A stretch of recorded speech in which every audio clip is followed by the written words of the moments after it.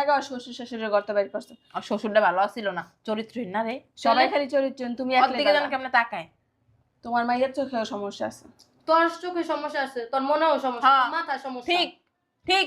ওইসে আমার সব জায়গায় সমস্যা। আমি একটা কথা বলে দিছি, যেদিন ভালো হইতে পারবা ওদিন তোমরা দুজন আমার বাসায় পাড়া দিবা। এর আগে আমার বাড়ির কি সীমানা দিয়ে তোমাকে ছায়াও না দিই, এখন বেরিয়ে যাবে। কি কইলি?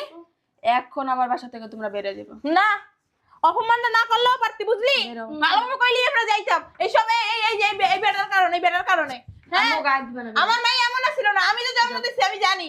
আমার যাও। আমি যাইতাছি, ঠিক আছে? জীবনে মা বললে আমার পরিচয় দিবি না। জামাই তোমারও চিহ্ন রাখলাম, মুখটা মেললা না, ঠিক আছে? আর অনেক সময় আম্মা আম্মা কই একাল হইয়া পড়ো। আর কিছু বলবো না। আয়। মনে রাখিস বলে এমন করছো। আমার দাঁড়াও। কি হইছে? বাইরে তো অনেক ঠান্ডা, রাত্র অনেক হয়েছে, এইটা শরীরে দিয়া যাও। কি? এটা আমি গাইছি মেয়েটা। ছি ছি ছি। আমার শ্বশুরে যখন তুমি